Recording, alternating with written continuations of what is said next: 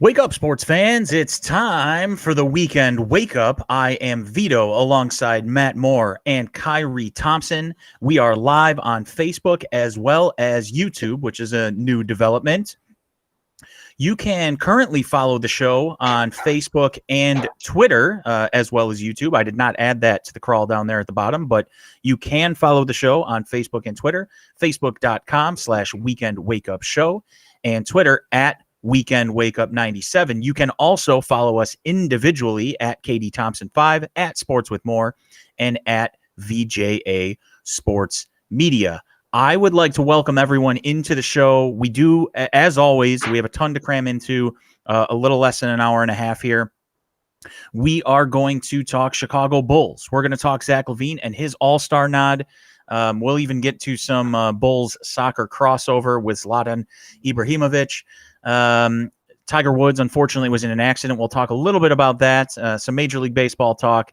And Russell Wilson doesn't want to trade, but he also apparently does want a trade. It's a little confusing, but we'll get to all of it. Before we do, I would like to, and Matt, I'm sure, would like to congratulate Kyrie Thompson. Kyrie has been with this show since its inception. He is moving on. Still be on the show, but he is moving on in his professional life to Boston.com. And doing some sports reporting for them. Kyrie, congratulations. What's that feel like? I know that this was not originally your intended career path, but you've kind of you've made it your own and moving on up in the world over there in Boston. How's it feel? Pretty cool. I would say that being in sports media was always kind of a back burner sort of ambition of mine, because I listened to a lot of 670 The Score and ESPN 1000 growing up. So that was always something that was pretty cool for me. And, of course, I had a lot of inertia towards science, so I stuck with that for a while. But once I decided I wanted to get into writing, I was like, what am I really, what do I really like writing about? The sports. So kind of went from there. You guys came on, pretty early in my, my career trajectory as far as getting into sports writing. So thank you for that. But it's pretty cool. And I'm looking forward to doing, really getting in depth with sports and focusing on it really for the first time ever. It feels like really just kind of getting into it for a full-time job. So that'll be really interesting. It won't be Chicago sports though, alas. No, yeah. That's awesome though. And congrats. And just a little behind the scenes. So yeah, so kind of how we all hooked up. I wrote very shortly, very briefly for ShyCitySports.com, and that's where me and Kyrie kind of came into contact. I said, hey, I do a weekly radio show. If you have any guys that would like to come on and talk, Kyrie kind of came along and kind of hit it off with both of us. And there was a time, Kyrie, where you were doing the show without me, and it was just you and Vito. And now it's kind of that, our lives, I guess they're not as crazy. We can kind of all have that time again. We've all got kids. We all got to do the dad thing. But, dude, it's been really cool just to see, like, your career path and kind of ascension from afar. And maybe just to be a very small part of it. I know we joke and we'll take more credit than we probably ever should. And, that's all in jest. But, yeah, dude, we're really proud of you. And it's really Without you guys, I might never have gotten into radio. We'll just say that. Well, yeah, we'll just count that. Yeah. We'll say throw that out there. I don't think that's a thing, but we'll throw it out there and we'll take all the credit. If you say it, I won't contradict you. I mean, I might give you a little side eye, like. Well, again, that's what you do during the show. I mean, is this true? Probably about once a minute. Well, I do have to say, you're obviously the original contributor to this show, and you've been a fantastic co-host for as long as we've done this. So, congratulations. We hope it's obviously just the part of the upward trajectory of your sports broadcasting career and your sports reporting career. So, congrats on that. Let's jump into the show. We're going to start with the Chicago Bulls. No, they've had their game postponed today because the Raptors don't have 8 available players. Every time they go to Florida, man. Every time they go to Florida, they cannot play. Like yes. So issues already. But the Bulls have had a pretty fair run, a pretty solid run over the last 10, 11, 12 games, something like that. And it just so happens, and I don't mean that this has anything really to do with it, but it sort of coincides with an injury-plagued Lauri Markkanen. Lauri Markkanen's been out with a shoulder injury for a little while. They're 7-4. They're scoring, almost 115 points a game. They're allowing, they're still allowing 110, something like that. They're allowing a good portion or a good amount of points on any given game. But my question to you, gentlemen, is in his absence, it seems like guys like Wendell Carter, Thaddeus Young, Patrick Williams have really stepped up. And Billy Donovan has said, and I'll quote him here in just a second, he said basically, because he's been asked, what do you think about, is Lowry even a part of this rotation anymore when he comes back? And Billy Donovan said he's still an important part of the Bulls moving forward, saying, quote, "We've had to learn to play without him, but I don't look at him differently at all. I think he's still an important piece to our team, an important guy on our team, and he's worked really hard to get himself back healthy. And certainly there's not much he can do other than the rehab piece of it." So, Billy Donovan, look, no matter what, he's probably going to say that, particularly with the trade deadline coming up. He's not going to be like, well, you know what? What are we going to do with him? Who wants to come we'll take probably him? dump him. But I one thing to look at is Lauri Markkanen is only 23 years old, and despite his injuries, he is kind of becoming injury prone, I think, at this point. He's having his best year as a pro. He's still the second leading scorer by points per game on the team. He's averaging 19.1 and so on. So again, my question to you, gentlemen, is Billy Donovan's comments aside, and Kyrie, will start with you. Is it time to trade Lauri Markkanen for some other assets or picks? I mean, personally, and I would say it's been time, because ultimately, I don't know that I view this team all that much differently, even though they're playing, pretty solid basketball for at least as far as what I was expecting. And they certainly are going to, at least if they continue on this trajectory, they're going to have an opportunity to be in the playoffs this year. At least for the play-in games.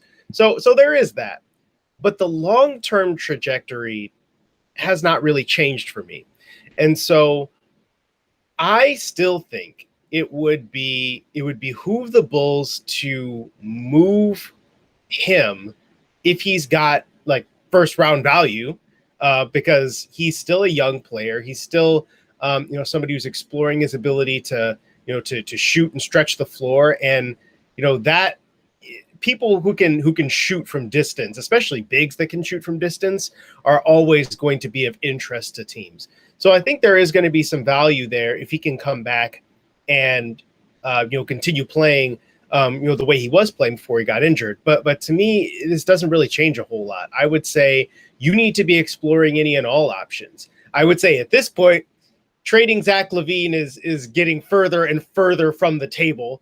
You're kind of pushing that away. Given the way that he's played, he just became an all-star. I now don't really see that being something that's going to happen. But everybody else, minus Patrick Williams, is on the table for me. Yeah, and Matt, I'm sorry. Go ahead, Matt. I was going to say, I know we kind of had this discussion. I think it was a couple weeks ago, and I'm not sure, and I'm not saying that. And again, my fear is, what are you going to get back for him? I guess if at this point you're going to get a first rounder, then maybe you make the deal. But even at this point, you bring up his injuries.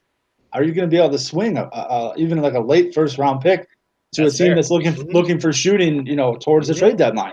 He's not going to come back before the All-Star break. So what are you going to see from him before the trade deadline that is going to make another team say, yeah, we want to give up assets to get that guy on the team? I don't know what you do with him. And is he another guy that, like Zach LaVine, if you can give him time with Billy Donovan to maybe see what he's got? And that's always been, I guess, kind of I don't want to say fear. I mean, we've all seen they're still what they are without him.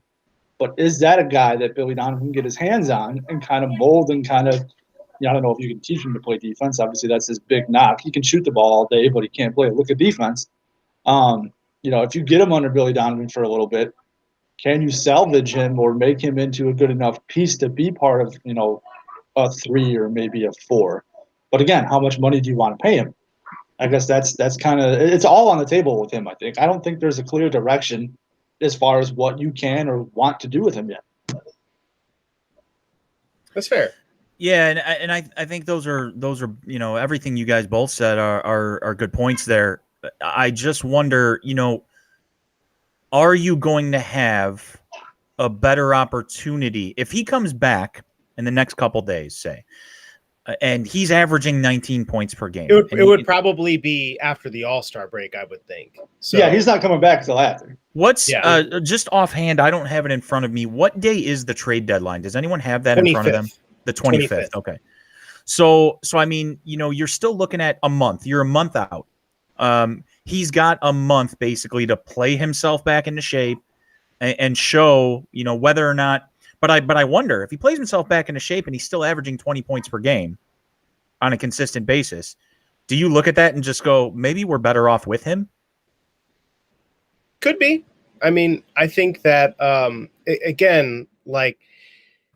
Now that the Bulls are kind of in this range where you're looking at them as a potential playoff team, like see this is always the trap, is that the Bulls, under Billy Donovan, I thought that this could be a possibility where he gets his hands on some of these young players and gets more out of them. They start improving and they're a back end playoff team again, and then you're thinking, okay, well maybe we hold on to all these guys and this will be our young core. And then we try to lure a top free agent here, or something like that. We go that route as opposed to hoping that we luck into somebody in the draft lottery. You know what I mean? I still feel like it's not enough. It just quite simply is not enough. So Zach LaVine becoming an all-star is great. But right now, there's not another all-star player on that roster. And so you have one guy who is playing the best basketball of his career. You've got some other guys that are playing the best basketball of their career as well, or kind of around there. Like Thaddeus Young has been kind of doing this for a long time, but he's getting, this outsized role right now with this team because they need him to do this. And because this playmaking is so valuable on a team that really doesn't have a lot of great playmakers. So that you've got a lot of guys that are playing well right now. At the same time, they're probably about at their ceiling. And so what do you do about that? And I feel like with Markkanen, I feel like there have been a lot of people I've been talking to that are big fans of the Bulls that are kind of like, he's still not at a ceiling yet. Like there's still more to explore here. He can become a more efficient 3-point shooter. If he becomes just more average defensively, he has that capability. We saw it like in his rookie year, the way he would compete defensively, but he's a finesse guy. And he's going to be a guy that is, more of a stretch four and all that. He's never going to be this all around dominant, big to me. It's just that's not what he is. So I'm kind of this thought where I mean, like Matt was saying, it's a tough call. And there is that thought of maybe we can just continue building him up with Billy Donovan. But where does that get you? And I feel like this is the conversation we've been having, like all of us have been having in regards to the Bulls for these last couple of years, is what's the ceiling? What's the end goal of all this? And I was going to say, this feels very Tom Thibodeau-ish, like those teams, like where you're trying to find the right guys and you have this play hard bunch and your coach is going to get the best out of them. But at the end of the day, what are they and how good can they be and what can they do? And exactly, they're right back here. I mean, obviously, I think the arrow is obviously pointing up, but they're right back in this spot where you have to make these decisions, and it could go either two ways. It's either going to go good or you're going to look like an idiot. I think if you can get a first rounder for him, do you take it? I think, and I was hesitant on this, and I still don't know if this is right. But you're right. You're right. That is the key. I'm leaning more towards this. If you can get a first rounder for him, then maybe you take the deal, and then maybe you can try to package something later on as part of a deal to get another, all-star caliber player on the team. I don't know. Yeah, because one last kind of thought thing about this, right, is Zach Levine being an all-star right now makes the idea of keeping him around as another second option or something like that, pairing him with another top guy if you can get him right via trade or free agency, that seems more palatable. My other thought here is this: can Lauri Markkanen be your third on a championship team? Is he that kind of guy? Because ultimately the question is, are you trying to win? Or are you trying to win titles? And I don't know. I'm of the impression that even on a championship team, Zach Levine is still your number 2. You still have to find a number 1 guy. Yeah, you got to find your 1A. I mean, so as far as Lauri goes, can he get there? Can he get to a number 3, right? That's the problem. Let me ask you a quick question, both of you guys. So we talked a little bit about the Tom Thibodeau era. There was a Derrick Rose who was considered the number 1, and at his peak was one of the best players in the league. MVP. Right. But the question always was, can they find a 2 or a 3 to go with him? They always had a bunch of 3s and 4s and 5s. They always had this good team around him or solid team around him, but there was never a 1A, 1B, a 2, any of these. This is just the way I look at it. They never really got him that guy. If you can say, and I don't think you can say this because my opinion on Zach Levine, and it's improved immensely this year. I love what he's doing this year, but I still don't think Zach Levine is the number 1 guy. So even if you assume that he is, even if the Bulls look at him as the number 1 guy, where do they get their number 2 or their 1A or whatever you have to label it? Where do they get him? It has to be in free agency, right? They're not going to be drafting high enough to get these elite players, and they don't have anyone currently on the roster, so it has to be in free agency, right? They don't have anyone to trade. Yeah, again, it sounds familiar, doesn't it? This is all deja vu again. This is what they needed. They needed a guy to pair with Derek. Now you need a guy to pair with Zach Levine. We all know. I don't think anybody's going to tell you that he's the number 1 guy. You still need that top tier free agent to come, to make this team get to the next level. But how do you get there? But look, don't get me wrong. Don't get me wrong. Okay, I like the makeup of this team with Billy Donovan at the helm much more than I like the makeup of this team with Fred Hoiberg. Or actually, I probably wouldn't mind Fred Hoiberg at the helm of this team. But that said, I don't think he's the coach in general. He's busy building a powerhouse in Nebraska. That Billy Donovan is. But what I'm saying is, the Fred Hoiberg, Jim Boylan era was like, well, maybe we can scrape into the playoffs. And that was just a terrible plan because there was no plan after that. It was, well, maybe we make an 8 seed and we win 2 games and that's it. Or we win a game and that's it. But I feel different with this team of, well, maybe we make a 7 seed or a 6 seed. And you know what? That might be enough to kind of show what this team actually is capable of. Because in years past, it was like, well, yeah, I mean, you know what you have. You see what you have with these guys. You have a 7 seed, and they're nothing more than that. I do want to move on because Kyrie, you brought this up, and if you're watching the show on Facebook Live or YouTube, thank you for doing so. This is the Weekend Wake Up. I'm Vito alongside Matt and Kyrie. We're talking Chicago Bulls right now, and Kyrie, you touched on Zach Levine being an all-star, and you also touched on a bit of the roster. I want to talk about Zach Levine for a second, but then I want to go directly into the roster after that. So Zach Levine makes the All-Star game for the first time in his career. He's been in the league for 7 years now, which is wild to think of. But yeah, insane. It's absolutely insane. I think this 7 years, 7 different coaches. I mean, pretty much. So he makes the All-Star game for the first time in his career. He's shooting 52% from the field, 44 from 3. Just some crazy numbers that he's improved upon. That he's brought up this year. And he's averaging nearly 29 points per game and 5 assists. Now, Matt, you brought this up. I don't think Zach LaVine is ever going to be an all-defensive first-team player. We have established, obviously, in the past that he was a scorer, and that was it. And it was very, give the ball to Zach LaVine, and if he scores, he scores, and if not, then we'll just figure something else out. I think he's becoming more than just a scorer on this team, and we've mentioned that on this show. He's only 25, so assuming he is the guy, whether he's your number one or number two, it doesn't really matter right now because on the roster, he's their number one. But assuming he's the guy to build around going forward, Matt, if you had to choose one guy on this roster, we talked about we're iffy on this roster. You can probably junk everybody, but if you had to choose one guy to keep with Levine, who would it be?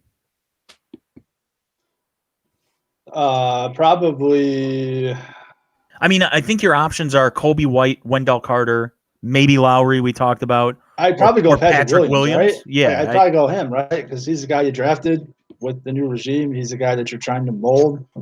I think he's already doing, I don't want to say better than expected, but you can kind of see the uptick already in that guy. So I think that's kind of the guy that maybe you build around or maybe you keep to see what you have.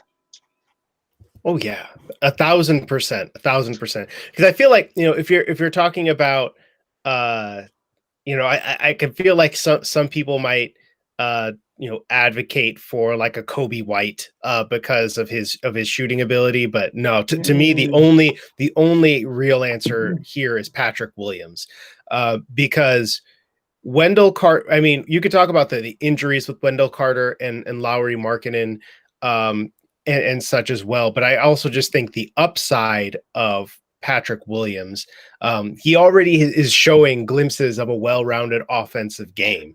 I mean, he's shown that he can hit some spot up threes. He can, he has a little bit of a floater game, kind of a put it on the deck and take a mid-range jumper kind of game. He will fight for offensive rebounds and he'll come up with hustle plays from now and then. He's still working on the defensive end. That was something coming out with the draft, that he has the potential to be a good defender, but he's got a lot to learn there. But he wants to guard. I mean, he wants those assignments too. Like he wants to get better. So he wants. That's not the guy that you keep and you try to build around.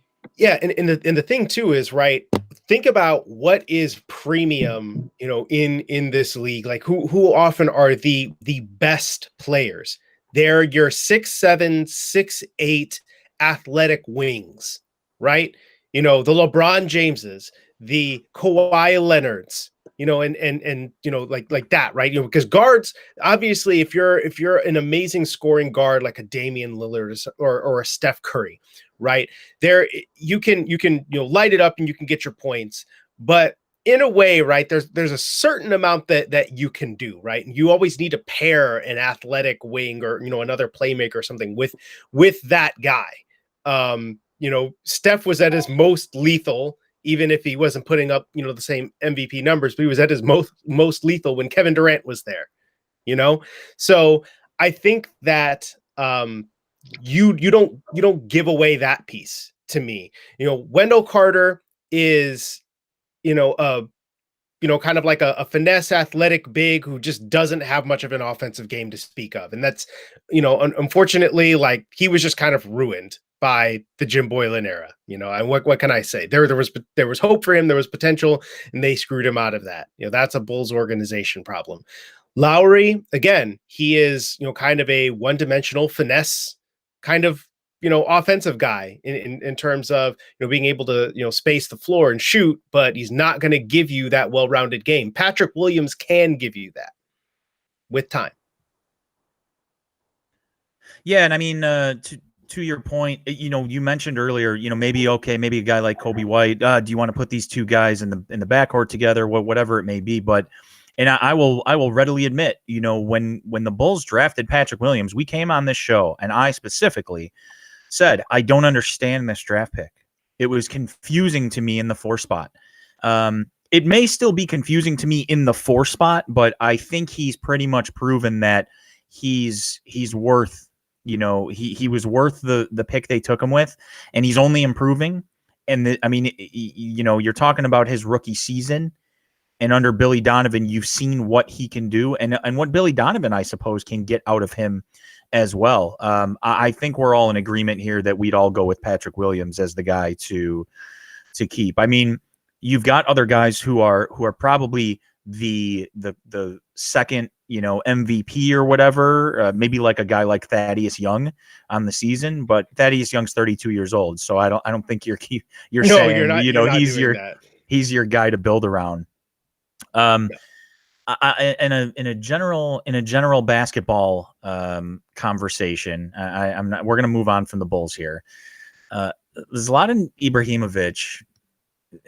So Zlatan is he's a quirky guy. He's very outspoken, and I just wanted to get to this because it was a bit confusing to me, what he said, why he said it.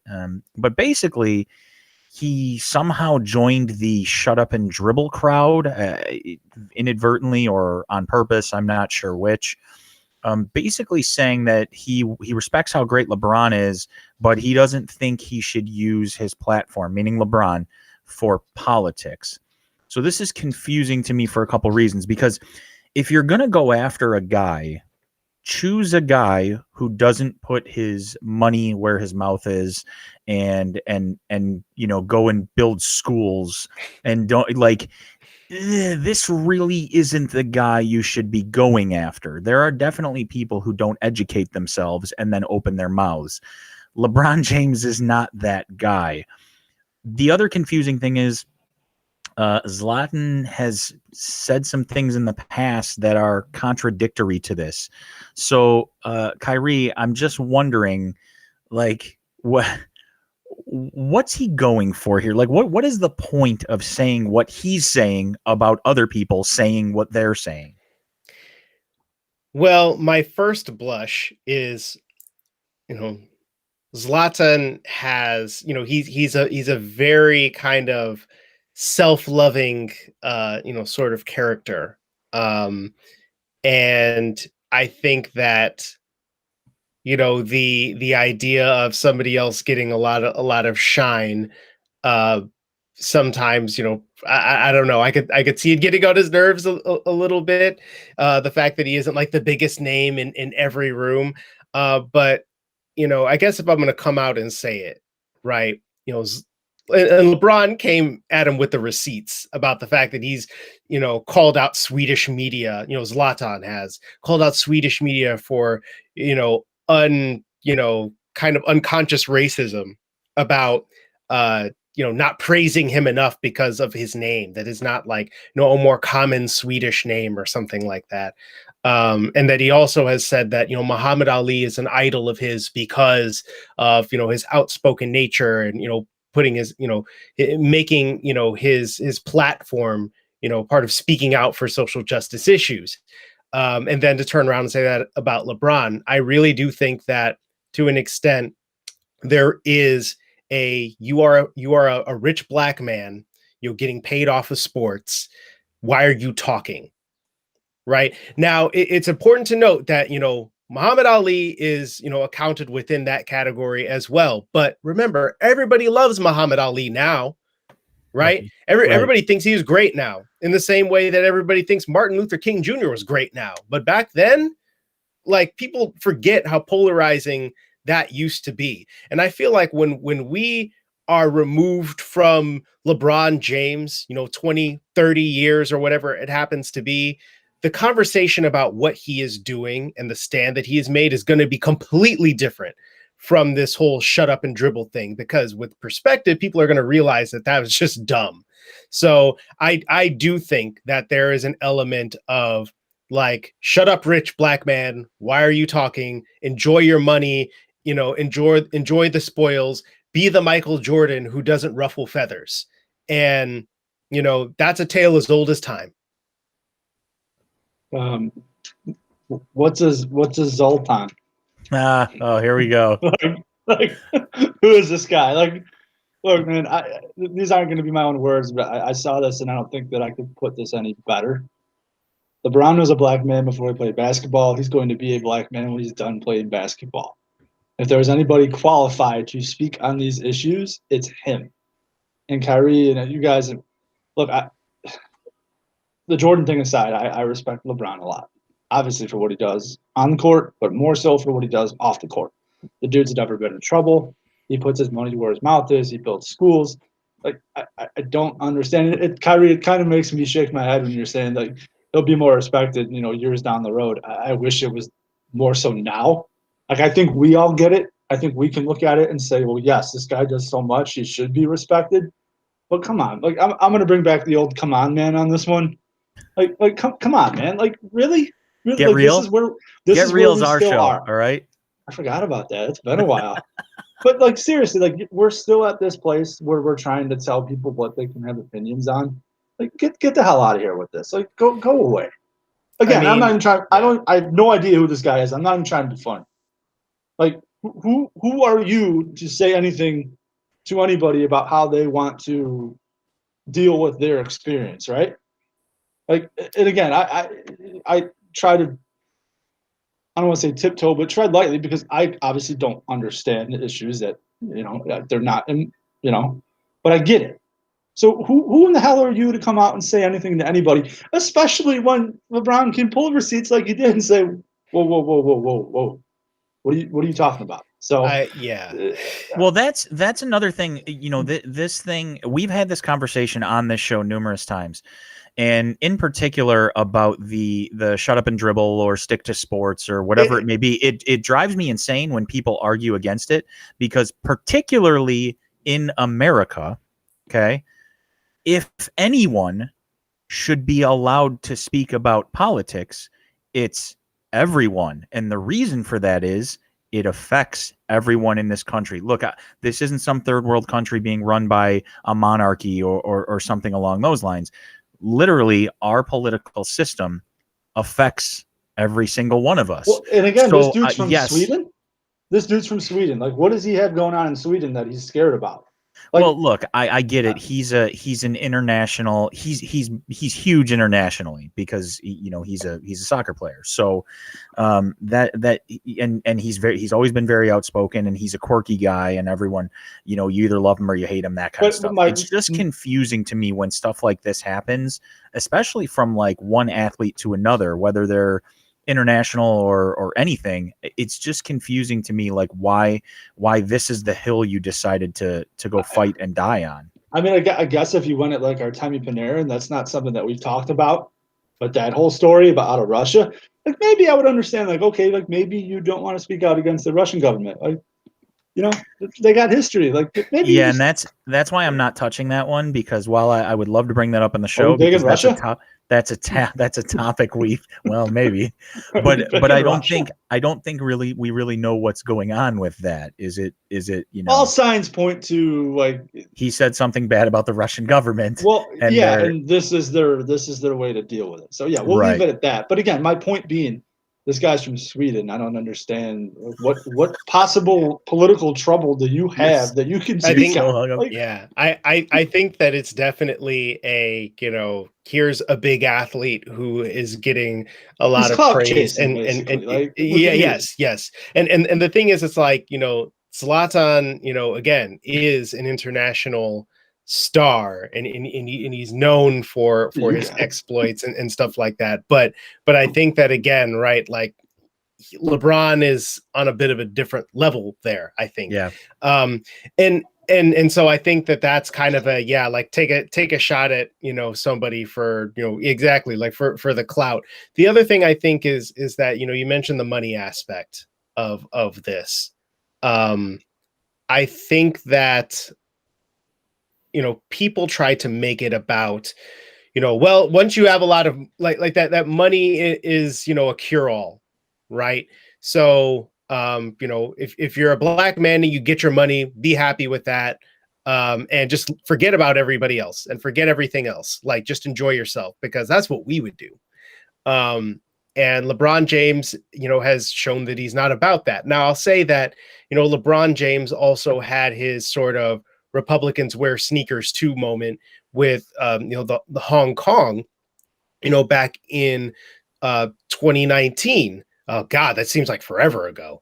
And I think that, what he meant in that situation, when he said Daryl Morey wasn't educated about the situation when he, kind of spoke out about kind of like free Hong Kong, like I stand with the, the Hong Kong protesters.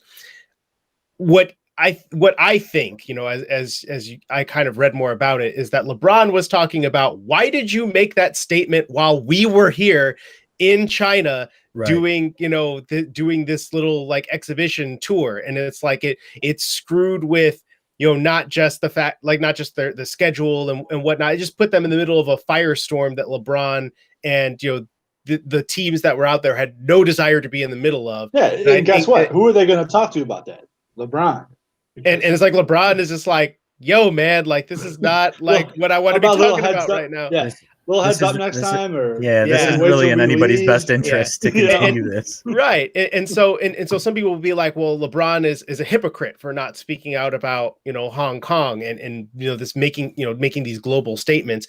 You can say, what you would like about that. Obviously it's okay if you're kind of disappointed that he, didn't go more globally, but the idea that makes him somehow unqualified to speak about being Black in America is patently absurd, completely absurd. And I think that people that say that are looking for a reason to ignore things anyway. The last thing I'll say about this is that, Matt, you mentioned you wish that we were, more willing to look favorably on him now. The same thing is going to happen with Colin Kaepernick. I agree. I was going to bring this up as well. Thank you, Kyrie. And so in the 60s, it was all about, shutting down the rabble rousers and whatnot, even as, the civil rights bill was passed and all these advancements were made in this, like, why can't Black people just be okay with their place? At least you're not slaves. And now it's, at least you're not riding the back of the bus. And, kind of all of that. Why can't you just be okay and be satisfied with where you are? Why are you causing all this trouble? And that's the problem. Everything requires hindsight here. We can't be on the right side of these issues if we don't want to talk about them and we don't want to address these problems. That's why they keep on recurring, because we don't want to nip this in the bud and get down to the root of it, because it's going to be hard and it's going to be painful and it's going to suck. But you know what? I think the key here, Kyrie, is not only that it requires hindsight, but it also requires the change that those particular people were attempting to affect. So to a certain extent, there has to be something leaning towards what they were trying to do in that time that they were fighting against. And then once the popular opinion or the general opinion starts to lean that direction, then it becomes more of like we understand now. We didn't get it before, but now we get it. And you know what the funny thing is? They got it. Just got it. They got it. They got it. They just didn't care. If you're watching the show on Facebook Live, thank you for doing so. If you're watching the show on YouTube Live, thank you for doing so. You can join the conversation by adding to the comments. We will try to get to as many of them as possible. Comments, questions, concerns, all of that good stuff. This is the Weekend Wake Up. We talk mostly sports and entertainment. I'm Vito, alongside Matt Moore and Kyrie Thompson. Okay, moving on. An unfortunate story this week or earlier last week. Tiger Woods was in a major vehicle accident. His vehicle ended up going off the road, down a hill, into a ravine. He was basically airlifted out. He was in serious condition for a while. I believe that has been updated. He had some serious leg injuries. He was awake, alert, all of the things that you look for after a serious accident like this. The first questions to come out were, he was rehabbing from his back surgery. Were there, painkillers involved? Was any of that? I mean, it was 7:00 in the morning, so you're not thinking, well, maybe he was drinking or anything like that. He has had some issues with DUI in the past. That said, according to the sheriff's office, there was nothing like that. It was just an accident. He was going downhill around a curvy area. Maybe he was going too fast. Who knows? But it was a simple one vehicle accident. we obviously all love Tiger Woods, what he's done for the game of golf. And you never want to hear stuff like this, any of this kind of stuff. But what can you really say? Tiger trying to make a comeback, had his fifth back surgery, which we didn't really talk about on the show a couple months ago. He had his fifth back surgery. He was working his way back from that. He was hoping to play by the Masters. Obviously, that doesn't really look like it's going to be the case. But Matt, I mean, what can you say about Tiger that hasn't already been said? Regarding this situation? We'll just state the obvious, right? You're glad he's okay. You're glad he's okay. He's going to be here for his kids. I mean, golf, yeah, it's probably over, but in the big picture of things, what does that really matter? When I first heard about this, man, I had Kobe vibes over again. Like here we go again. We're going to lose another icon. Kind of weird how they handled this as far as coming out and just, oh, he wasn't doing any of this. You have those questions, but from all things that we've heard, it's just an accident. I mean, that road is it's steep, and I think there's a sharp turn, and these things happen. I mean, when your name's Tiger Woods, you're going to hear about it, and you're going to get that criticism. But look, man, I'm glad he's okay. I'm glad, I still think that he can figure out a way to do things for golf, to be around golf, to grow the sport, to do good things. But yeah, just again, glad he's okay, and all things considered, he'll make a recovery and be able to be there for his kids. Kyrie, are you thinking, is his golf career over? Does he pick up the clubs ever again? And something that's not him and Sam or Charlie playing, just messing around? Like, is he playing a regular tournament ever again?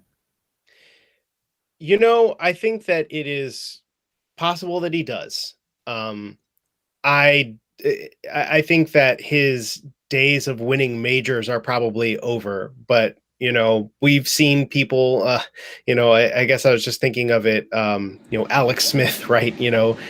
Deciding he loved football so much he was going to come back even though he almost lost his leg.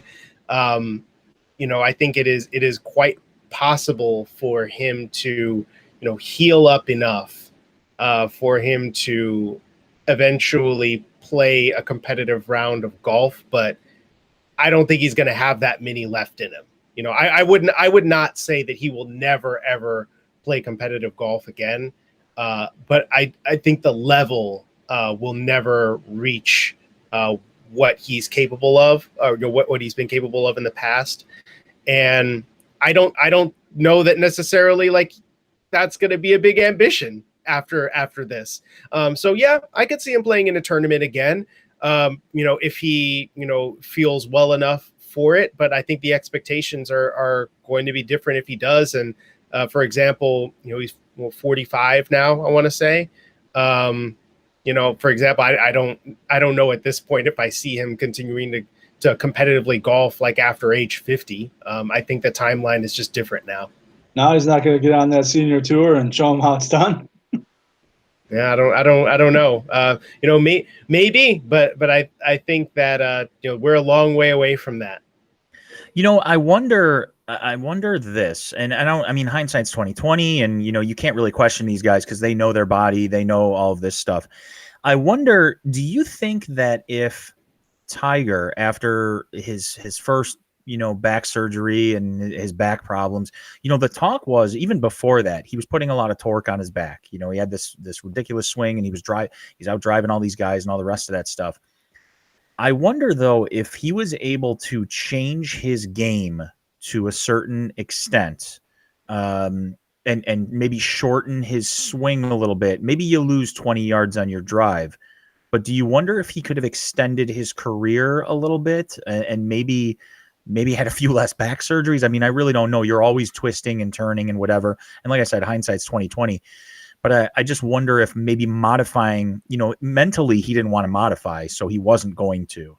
But I wonder if modifying might have extended his career a little more. Well, I think, I think that might be it, right? Like, does he hear enough of "you're done, you're not going to be able to play, you can't come back"? Does that fuel him, right? And if it does, never count him out. Do I think he's going to get back to the point where he's going to be winning majors and chasing those records? Probably not. But does it fuel him enough to try to attempt it? I guess that's what we have to see. Like, what's important to him right now? Is being a dad important to him right now, or is chasing golf records important to him right now? I mean, I guess that's what we have to figure out. Yeah, and Scott and Anthony have jumped on Facebook and talked a little about this too. Anthony basically saying hopes he can make it back so we can see him. He's probably the best ever, and he's had so many missed years. And then Scott, golf is better when his name is involved. Period. It is. And I don't think he's going to go away from golf, even if he's not playing. He's going to be around golf. It's just whether or not he's going to be competitively playing or because look, at the same token, if he comes back and realizes that he can't play at the level that he wants to play at, he's not going to do it. Why would you want to put? I think that's a good point because, as Scott mentioned, right, like Tiger is one of the single most competitive, like fiery athletes we've seen. And you've seen it from the Jordans, and Tom Brady has said this, it's like when I suck, I don't want to do this anymore because, I have to be, I have to be the best. And if I'm not capable of being the best, do I want to keep doing this? And I think that, everything that's put on his body to play at this elite level and to be in the running, and I've got to say, right, he will probably at this point, we can say he'll never reach the, Jack Nicklaus's record at this point.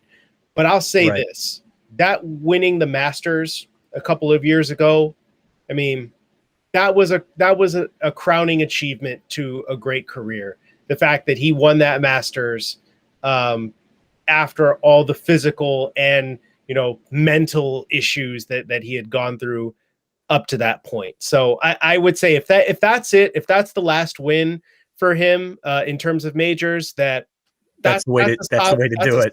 That's a solid way to go out.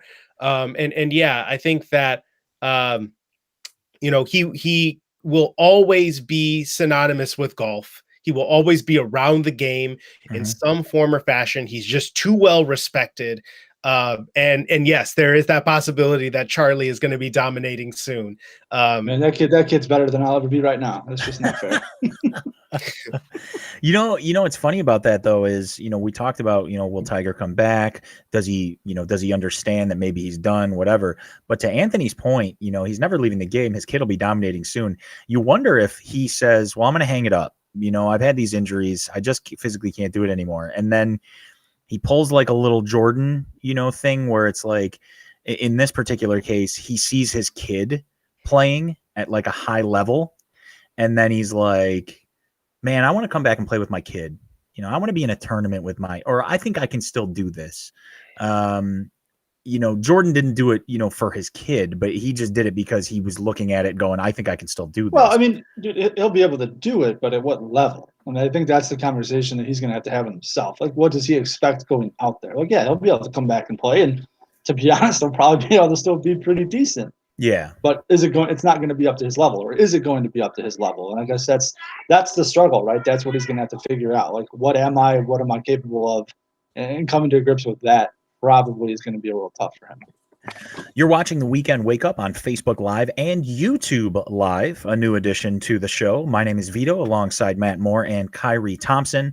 We are going to move on to Major League Baseball. Spring training starts this week, like officially some games, not just catchers and pitchers reporting. Sox play today, don't they? They do.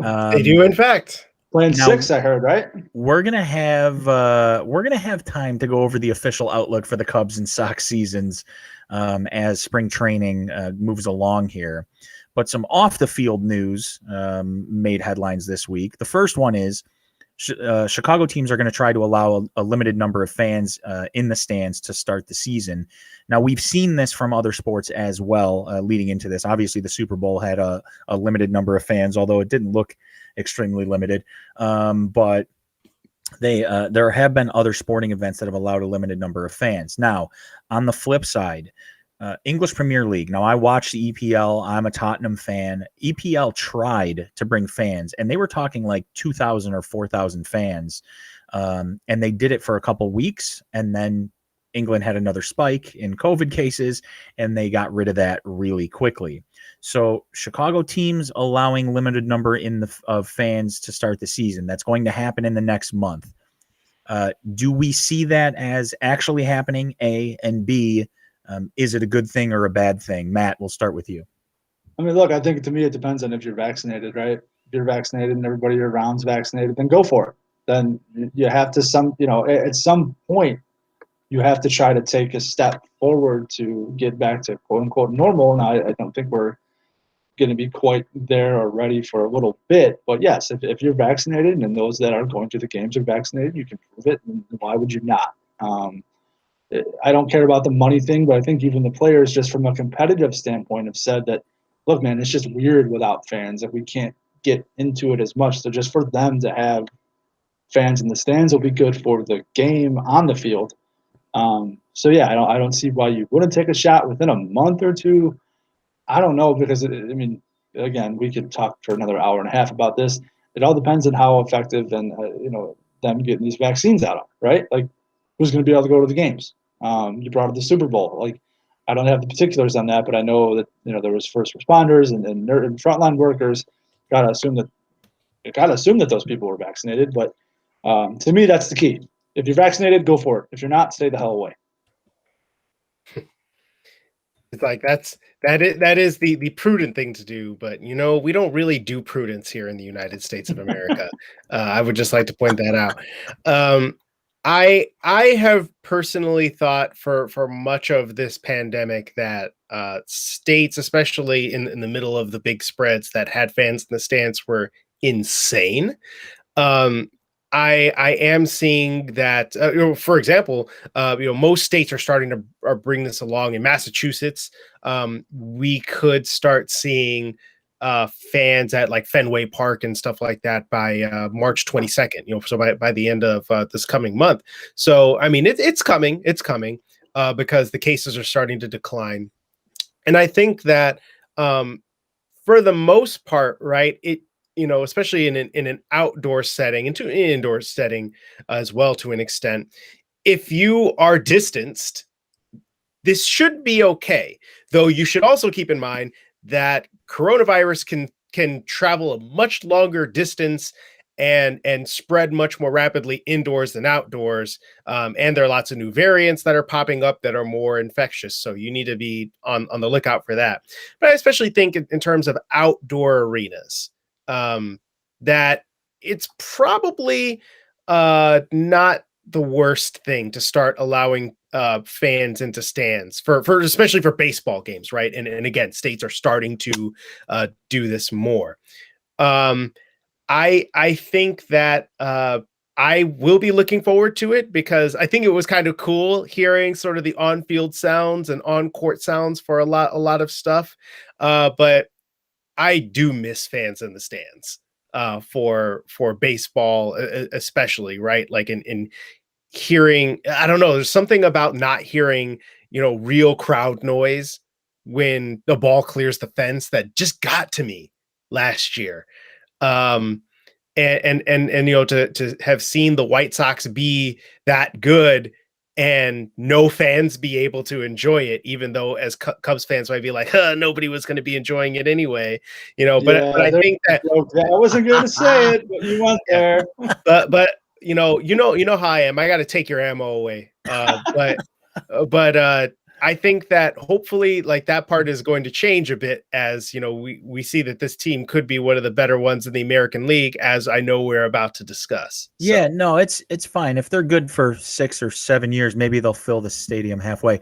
But since you brought up the White Sox, what does that? Yeah, it's like, what does that say? That your team can be trash and you can still sell stuff out. Believe me, I despise Cubs fans, so you don't have to tell me how ridiculous it is. So I'm glad you brought up the Sox. And so earlier this week, Tim Anderson went on a local terrestrial radio station, 670 The Score in Chicago. And he was kind of goaded by Danny Parkins, the show host, into saying what he felt. He was goaded into saying what he felt about the White Sox. And the funny thing is, and before to be fair, it ain't hard to get Tim Anderson to say what he wants to say. And that's the key here. So Tim Anderson usually doesn't really have much of a filter, but he was trying to be very neutral apparently on this particular radio broadcast. And let's just say that I have the clip, but I'm having issues playing it, so I can't actually play it. But he was basically, Parkins basically got him to say, no, we don't want any of this, any of this soft stuff. Tell us what you feel. And he dropped an F-bomb on the air and said, F it. The White Sox are the best team in the American League. So I ask you, gentlemen, Kyrie, I ask you first, is he right? Not yet. I still do think the Twins are a more proven team. I need to see a bit more in terms of continuity before I'm willing to give the White Sox that right now. That said, on paper, they got a real argument.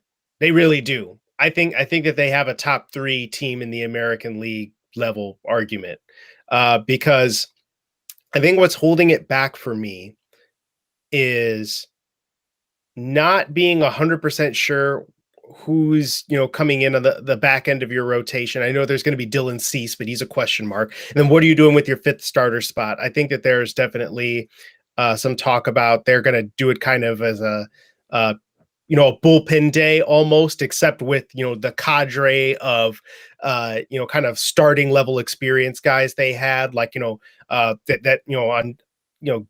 every 5th day it's going to be like some Kopech, Rodon, and Ronaldo Lopez all getting some burn, which could be very interesting. I imagine they could probably do that for days 4 and 5. But that top 3 looks pretty nice. With Giolito, Dallas Keuchel, and now Lance Lynn. The lineup looks pretty nice. But again, this is about, is Yohan Moncada healthy and back to being himself? What's with Jose Abreu? Because he tested positive for COVID. Is he going to be recovered? How is he going to do throughout the rest of the season? I would tend to think that Jose Abreu, because he has been just nothing if not extremely consistent throughout his White Sox career, that he'll put up another good season because that's just what he does. But it's something worth noting. How is his health going to be? Has Luis Robert learned to stop swinging at everything? Who's playing DH? Is it going to be Andrew Vaughn? And if so, is Andrew Vaughn ready for this? Remember, we talked about this, Kyrie. You weren't on last week, but we talked about, Andrew Vaughn hasn't played above A ball, high A ball. You're asking for him to become a DH, an everyday player in the major leagues. And I think the key to what you were saying was, you were talking about the rotation. They very obviously have a playoff rotation. They have a playoff built rotation.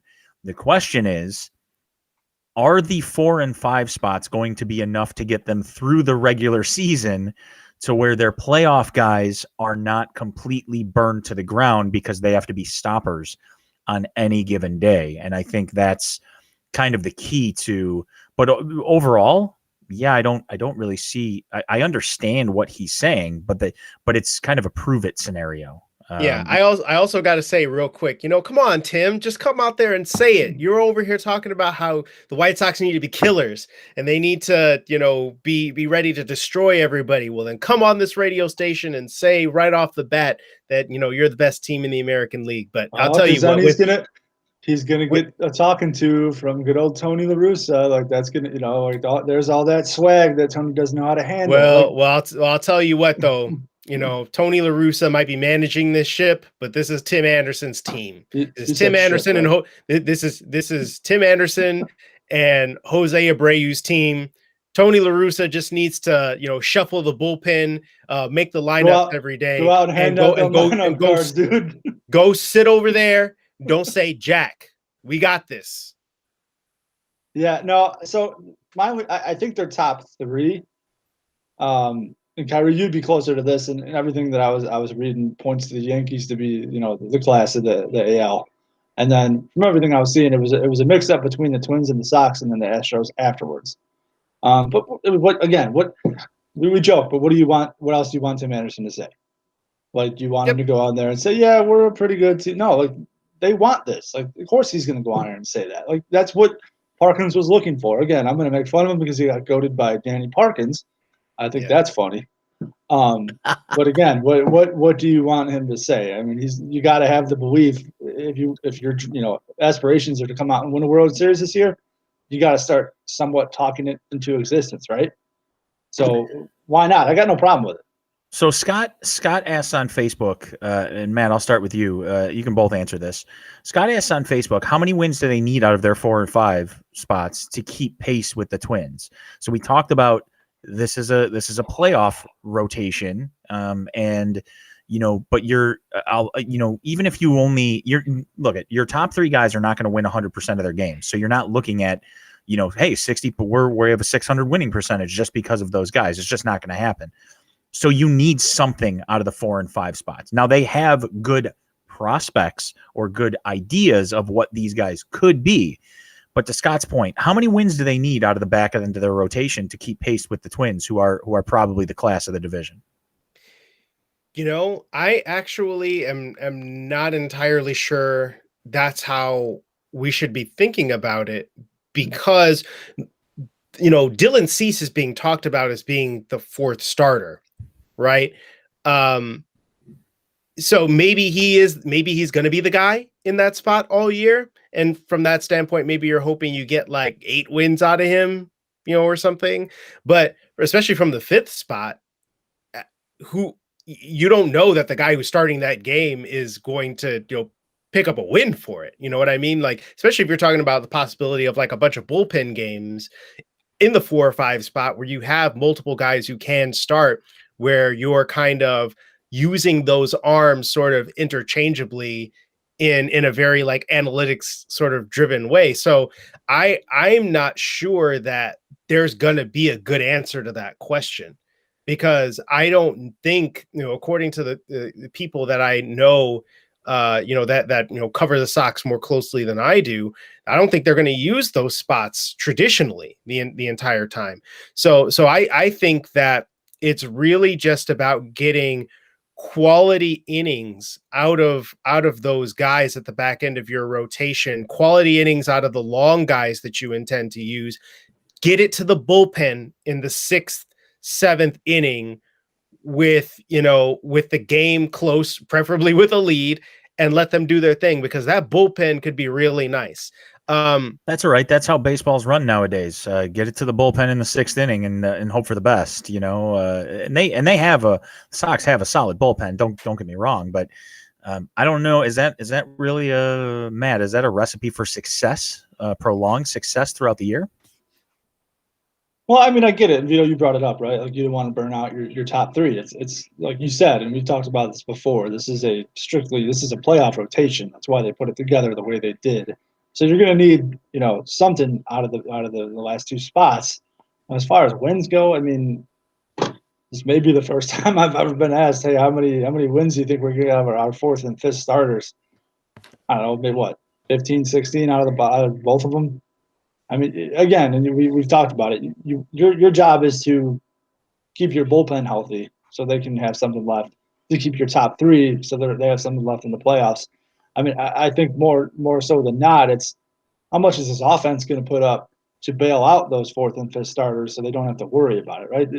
I'm not expecting much out, because you don't know who it is. Like, it's very impossible for us to talk about, well, these guys are set in stone. This is what we know. We don't know a whole lot about those 4th and 5th starters. So to put win totals on it, or I know what he's trying to ask. What do you need out of them? Yeah. But I think there's so many other things that you have to look at. As opposed to, you're just looking for these guys to give you 5 innings. I mean, how many quality starts can they give you? I mean, I think maybe that would be more the question. Like, how much can they do that? Like, you just don't know. So. Right. I wish we could answer the question. I think all 3 of us is basically long-winded and taking away. I was going to say, I don't think the White Sox know. Yeah, I don't think Rick Hahn or Tony La Russa can answer that question either. I don't think Tony La Russa can answer a lot of questions, but if that's a different story for a different day. If you're watching the show on Facebook or YouTube Live, thank you for doing so. This is the Weekend Wake Up alongside Matt and Kyrie. I'm Vito Abenanti, and we're gonna move on here. I don't want us to have to go into overtime today, so we're gonna move on to some NFL talk. So Russell Wilson says he doesn't want to trade. I love it when guys come out and say, I don't want to trade, but if I did, if trading me were an option, here's a list of teams I'd like to go to. Apparently, the Bears are on this list, along with the Cowboys, Saints, and Raiders. Now, I've seen conflicting reports as well, rumored reports that the Jets and Dolphins are also interchanged in there, maybe with the Bears and or the Saints. But essentially what it comes to teams that need a quarterback. Yeah, essentially what this comes down to is it's another quarterback being mentioned in regards to the Bears, whether he wants to come here or whether the Bears are interested in him. It doesn't really matter. It's another one to add to the list. So the question here is, do the Bears have any chance of getting Russell Wilson? Kyrie?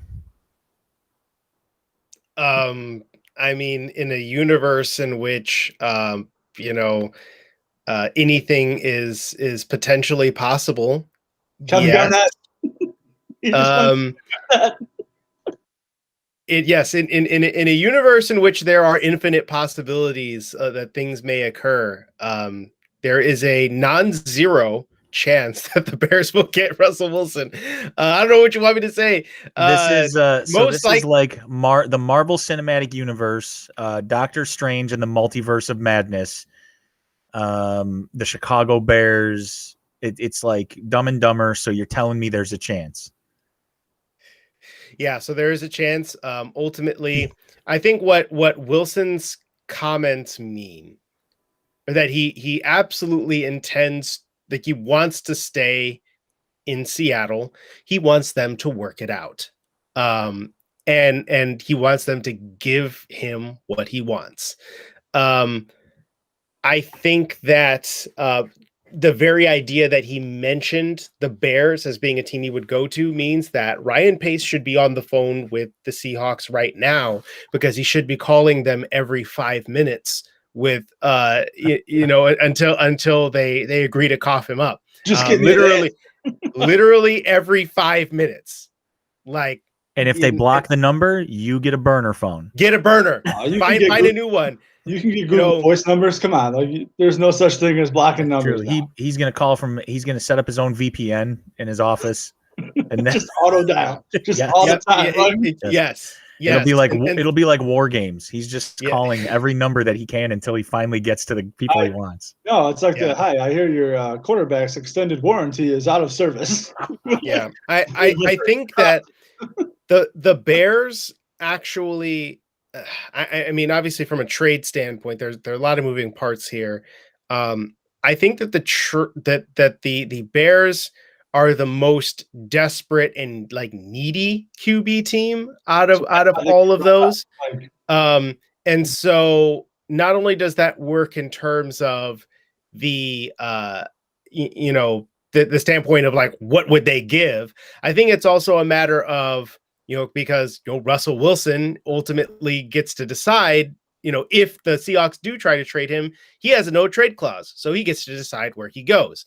And so if he's like, hey, like, I'm going to come in here and, there's just absolutely no question, because the Bears, they don't have anybody except like Nick Foles.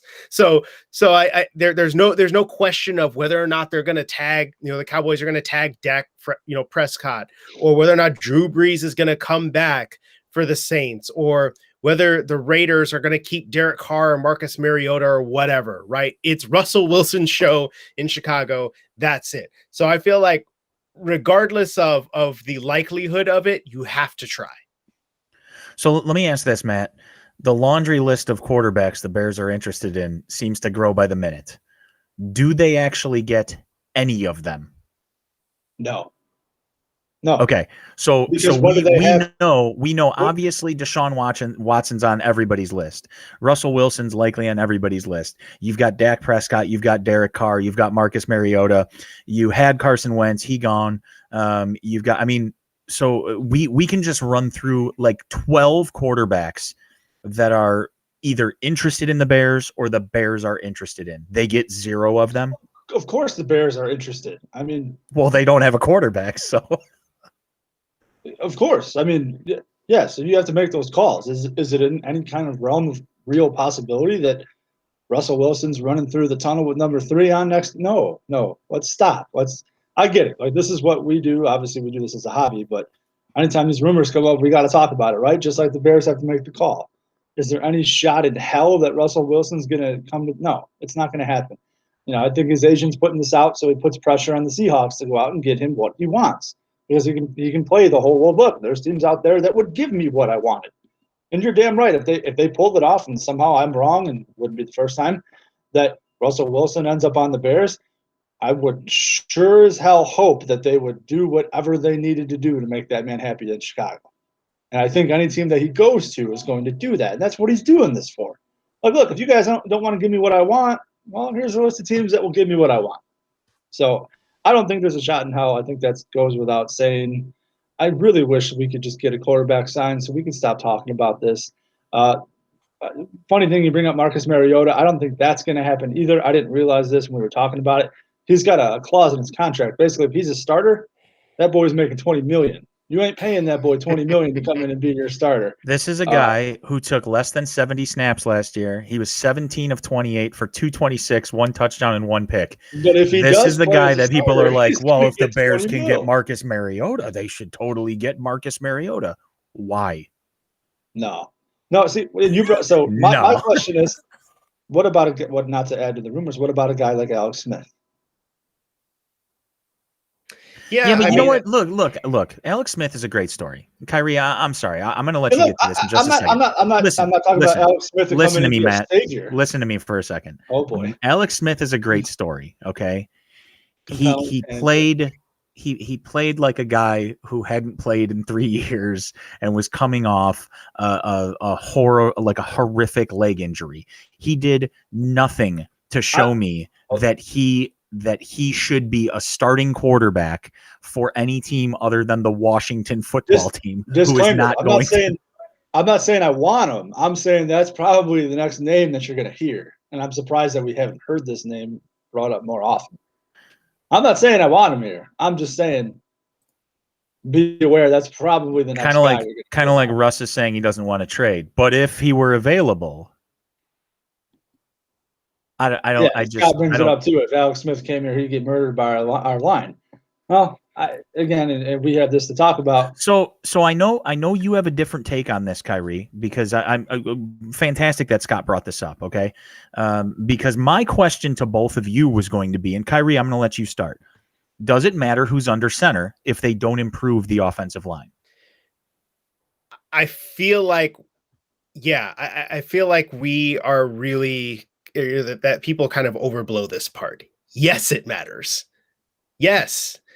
How many times do we need to watch, the Green Bay Packers do stuff, or Russell Wilson do stuff before we recognize the fact that elite quarterback play matters regardless. Now, of course, right, you can point to, the years where Aaron Rodgers' line was more patchwork and he was running around in circles and stuff like that. Or you could point to Patrick Mahomes. This is the one that always gets me, is Patrick Mahomes running for his life in the Super Bowl. And you're like, well, yards backwards. Yeah. And like, well, that's what he would have looked like in Chicago. So, who cares? Like, stop talking about what it would look like if he was on this team. Like, he was in the Super Bowl with a bunch of second and third string linemen, whether from injuries or COVID opt-outs. He went to the Super Bowl with that squad, with a bunch of other weapons as well. But yes, it matters. Quarterback play can cover up all kinds of ills.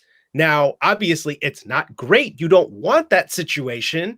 You don't want your quarterback running for their lives all the time. You want to be able to protect them like Tom Brady was protected, where he basically didn't stray more than 1.5 yards in either direction during the Super Bowl when he dropped back to pass. Like you want that. At the same time, we got to stop this whole deal where it's like, well, it doesn't matter who we get for quarterback if they've got to play behind this line. Get a good damn quarterback, and the rest you figure out. To me, that is it for me. And the other thing is, with the Chicago Bears offensive line, they did figure things out against some worse teams. Obviously, you could say they were not necessarily top defenses when David Montgomery was rolling toward his 1,000-yard season and when Mitchell Trubisky was playing at his best. That is absolutely true. At the same time, I think that there were things figured out in terms of just continuity and playing together, where you discover that you have at least some depth in Alex Bars and Sam Mustipher. You're going to get James Daniels back, and he's good. You figured out where Cody Whitehair is supposed to play, and that is at guard. Well, I think you knew that, but yeah, but the thing is, they rediscovered the fact that he's supposed to be a guard, and they stopped capitulating to Mitchell Trubisky wanting his buddy under center because he's bad at it. Man, you're using a lot of big words. And because I don't know what they mean, capitulate I'm disrespect. Capitulate and matriculate and hey, don't put words in my mouth, Vito. I didn't say matriculate. But the bottom line is, yes, it matters who plays quarterback, regardless of who. You know what? The Bears, could put me at offensive line and have me play, 16 games, and you should still have Russell Wilson back there. Sorry.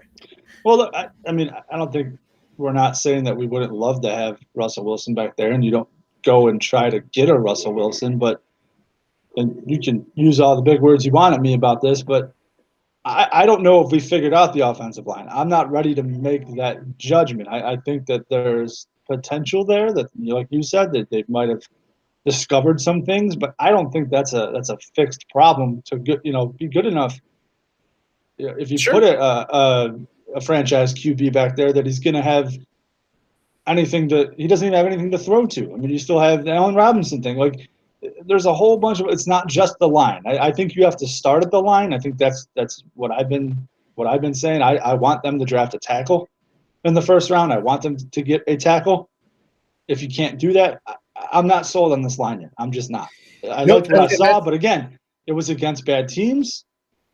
To me, it was still kind of patchwork. So I don't know. Here's my other thing about the offensive line. But you still got to start at quarterback. Here's my other thing about the offensive line, guys. Kyrie, you're talking about just putting Russell Wilson back there and whether the offensive line is good or bad. But here's the problem. If you look at, and I'll just use Pro Football Focus as an example, because they break this down a little differently than a lot of other places do. Russell Wilson was sacked 47 times last year. Okay. 14 of them were considered his own fault. Okay. Mm-hmm. That's a pretty high percentage for a quarterback to be causing his own issues. That said, he was pressured on 38% of his dropbacks, which is like fourth highest in the league, which is insane. So, I mean, you're probably going to see, he's not going to make the perfect decision every time, and he's probably going to take some sacks on his own. But I think that speaks to, you really need a little bit stronger offensive line to take the mental pressure of what the quarterback needs to do on any given play. Like, they've got enough stuff going on trying to figure out who to throw to, when should I get out of the pocket, all that kind of stuff. And trying to read what's happening down the field, that, staying in the pocket too long shouldn't necessarily be an issue for them on every drop back. And Kyrie, you bring up Aaron Rodgers. What happened when David Bakhtiari got hurt? I mean, they patchworked it, but once they got into the NFC title game, because they win against one of the better defenses in the league, and that's a one game sample. But what are we trying to do here? Like, I mean, I know this is absurd. We're trying to win a Super Bowl, right? Like, you are trying to win a Super Bowl. This is kind of the window they're in, right? Well, you got to get there first. Yeah, and see, this is the thing, right? Yes, we want to win a Super Bowl. Now, I guess we could go through it piece by piece. And I mean, I absolutely agree with you that, arguably regardless of what quarterback ends up starting the season, I would like to see probably a tackle within the first 2 picks because you need a right tackle. I still think Charles Leno is fine. I know a lot of people are kind of down on him, but overall he's average. Average can be fine.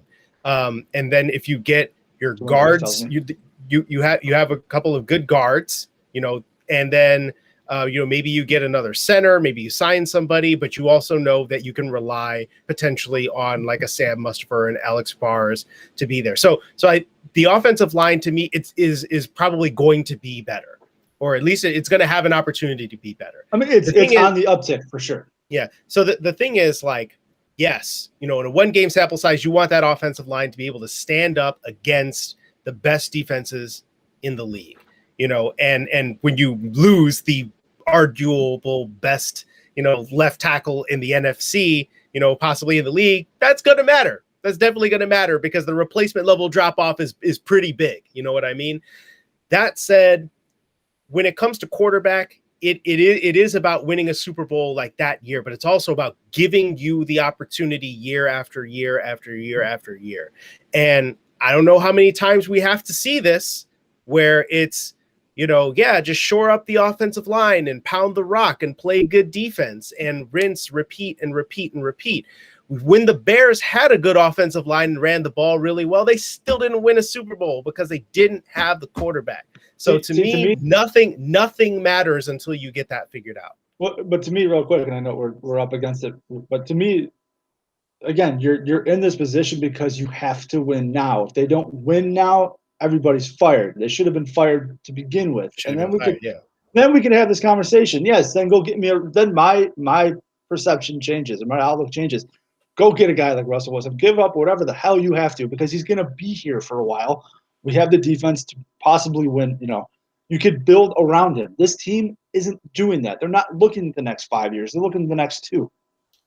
So I also think that but again, they had a quarterback that could have led them to the Super Bowl, and they had nothing around him on offense for the years that they had a good defense.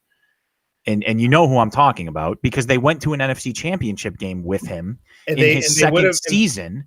And they would have gone to the playoffs again in year 3 if he didn't get hurt. I completely agree. But the problem was as year 3 went along and as year 4 went along, the offensive line became hot garbage, absolute garbage. And the guy was spent running for his life. And then he turned injury prone and also, probably didn't give a shit at that point. But the other thing there was he also wasn't elite though. I completely agree. But you know what? He was enough. They just had nothing. His number 1 wide receivers for his first 3 years was Devin Hester. Number 1. Yeah. And that's what I'm talking about. They went to an NFC Championship game with Devin Hester as their number 1 wide receiver. So yeah, I completely agree. Quarterback is the most important, but you still have to protect him. You still have to put pieces around him. And I think the problem has been they don't have any pieces to put around any of these guys. Yeah, okay. If they re-sign Allen Robinson, that's great. But I wouldn't want Russell Wilson at 32 years old to be running for his life because I just think that maybe perhaps I'm looking at this from a slightly more kind of maybe optimistic view based on some of what they discovered and what they're going to be getting back. Because I thought you were going to say professional view because you're the professional here. But I think that, again, it's like you're not going to necessarily be trusting. You might not have to trust Jermaine Ifedi to, be your, starting right tackle or right guard because you have, actual players at those positions coming back. I think that with, this coming year, the line will be better. And so you mentioned, right, that this is they put themselves in a position to have to win now, right? Would it be better if they had all been fired and we were just rebuilding? Yeah, it would have been. Mm-hmm. But they're not doing that now. And so the only way for them to make this worth it is to get the quarterback, get 1 or 2 more offensive line, pieces or something like that to restock some depth. You got Allen Robinson's getting tagged. He will play this year at this point. It's going to happen. Allen Robinson will be here. Whether he's here beyond that, who knows? All right. Hey, real quick. That's a concern for another year. I was going to say, yeah, but yes or no, Kyrie. If they tag him, does he get traded? Not at this point. No. I don't think so. Allen Robinson will play this year with the Chicago Bears if he gets tagged. I think the ship for tagging and trading him is past. Got it. Let's move on to the close of the show. A lot of great stuff today, guys, and I love it. I love the interaction. Anthony, Scott, everyone who watched on Facebook and YouTube Live, and I'll actually post the link to the page on YouTube so that you can watch on there if you don't have Facebook. But with the 41st anniversary of the Miracle on Ice coming this past week, which none of us was around to witness. I know I'm the elder statesman here on the show, but even I was not around to witness the Miracle on Ice. In honor of that, we want to know, and we want to know if you're watching out there as well, what 3 sporting events happened either before you were born, or maybe you were born, but you were too young to actually remember them. But you wish you were either around for or old enough to remember. Matt, I'll start with you. Give me your 3 sporting events that you wish you were born or, I'll or at least go old from enough to three to 1. My number 3 is Ali Frazier 1. Quite possibly the greatest fight of all time. That's when boxing was boxing. 2 heavyweights slugging it out. Would have loved to seen it. My number 2, technically I was around, but I have no memory of this, was the Bears winning the Super Bowl. All right, obviously for obvious reasons. I would have loved to see that. And then my number 1 is the Miracle on Ice. I'm a big hockey fan. Obviously that was really the turning point and obviously made a lot of hockey fans during that time. I talked to my dad, and he points to that as kind of the moment for him where, hockey was kind of on the map for him as a kid, and he would go out and actually play on the ponds and do all that. And so in turn, he kind of gave that love of hockey to me, and I used to watch, the Hawks play when you had to pay for it back in the early 90s. I remember one of my earliest sports memories is unfortunately watching the Hawks just get, pounded by the Pittsburgh Penguins. Yeah. Yes, in my basement with my dad, and somewhere we have those tapes on VHS. That wasn't fun for me either. No, so that introduced me to my favorite sport, and for a lot of people, that put hockey on the map. So I would have loved. Obviously, I wouldn't have seen it live; it was taped, but I would have loved to have been there around just to kind of soak in, that time and be around. Kyrie, what do you got? All right, since both of y'all are taking up the Bears Super Bowl and Miracle on Ice, I decided to try and think of a couple of new ones. So this is kind of a twofer. Either Maris or Henry Aaron breaking the all-time home run records, preferably both. That would have been really cool. But especially Henry Aaron, for very, very many reasons. The 1980 Olympics with John Carlos and Tommy Smith, getting medals in the 100-meter dash and throwing up the Black Panther fist. Oh God, that would have been fun. And then Jordan's 63 at the Garden. Oh, he's showing his youth. He's showing his youth. Yeah. Sorry about that. But yeah, Jordan 63 at the Garden. The God disguised as Michael Jordan game would have been incredible. That's perfect. Kyrie, you mentioned I have 2 that match Matt's. So I was trying to think of some other ones that I would, would I put these in my top 3? Maybe Robbie Thompson's shot heard around the world. I really, really, really thought about putting the 1936 Olympics in there with Jesse Owens winning 4 golds in front of Hitler. That would have been awesome. I probably would have been arrested at some point had I been there for that. But I did go with my top 2 being the Bears 85 Super Bowl. Obviously I was alive for it, but I don't remember it by any means. And also mainly because Bears fans are still holding on to it like grim death. I mean, no one will let it go. it's the only thing they have to grasp onto for the Bears is the 85. How ridiculous is it that it's been 36 years or 35 years and they just can't let it go? My number one, and I'm doing this out of order, of course, because I'm still not giving you my number 3 pick. My number 1 is the Miracle on Ice for obvious reasons, but I went with those two because, and explained those two because Matt had already gone over them. But I thought I really wanted to be there for when Babe Ruth supposedly calls his shot in the 1932 World Series off of Charlie Root and the Cubs. 3rd inning, 2 strikes. And actually he had pointed at different intervals during that at bat when previous strikes had happened. So the reason I want to be there is because I want to be there to see if he actually called his shot, or if he was pointing at Charlie Root, or if he was holding up the number of strikes that had gone by. There's so many different theories as to what happened there.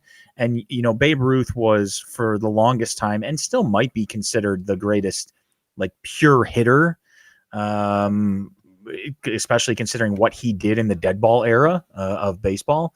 But it's just one of those quirky things where it's like, he was a legend and like mythical, and this was a myth. And so I wanted to see if it's actually a myth or whether or not he actually, pointed or something like that. So I think we all had some great ones on there. I mean, we could probably come up with 10 each of it was just like, man, I wish I were there for this, or I wish I were there for that. I will just say that the number 1 sporting event that I was there for was Game 7 of the World Series in 2016. I don't know about you guys, but that was the highlight of my sports, at least sporting event that I've showed up to career. I will say that watching the Hawks win in 2010, while I was not at that game, was pretty awesome because the Hawks are my favorite all-time team and hockey's my favorite all-time sport. So yeah, that erased a lot of demons I brought up from 92. So yeah, seeing that, there was a lot of swear words said, a lot of shots taken after that. It was a fuzzy couple days after the Hawks won that. So for me, that's always going to be number 1.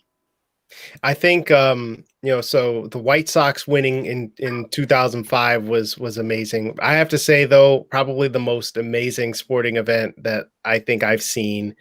Aside from it's funny because they were in the same year, right? So there's the Cubs, which is probably the most like historic, but the one that I think I was just like absolutely dying over was the Cavaliers beating the Warriors that year. There was just too much that happened, in the last 2 minutes of that game. I just could not even handle it. So, as a basketball fan, that was amazing. And obviously, another drought busted, but yeah. When I think by the time the Cubs won, like my nerves were just too shot to like even just handle it. So I was just like, oh my God, it happened. I'm also not a Cubs fan. So yeah, that was pretty crazy. People ask me, did you cry? And I was like, honestly, I was there in person and I don't think I had time to quite figure out what was going on. I think had I heard it at home, like listening to either Pat Hughes or whoever call the game and explain, like tell you what was happening while you're watching it, I might have shed a tear. But because I was there like in person and we were just going, it was my best friend and I were there. I mean, it was just absolute pandemonium. We were going nuts. Matt, just so you know, you have a friend on Facebook. You have a fan. Great show, guys. Scott said, can't wait for next week. Matt, you're as handsome as ever. Part of that is true. Part of that is not true. We'll let you guys at home figure out that part. We were about 4 minutes over our 90-minute runtime, so I apologize to everyone. We went into a bit of overtime. But if you were watching on Facebook and or YouTube, thank you for doing so. We will be on Facebook and YouTube every week. It's the Weekend Wake Up with Vito Abinanti, Matt Moore, and Kyrie Thompson on Facebook and YouTube Live.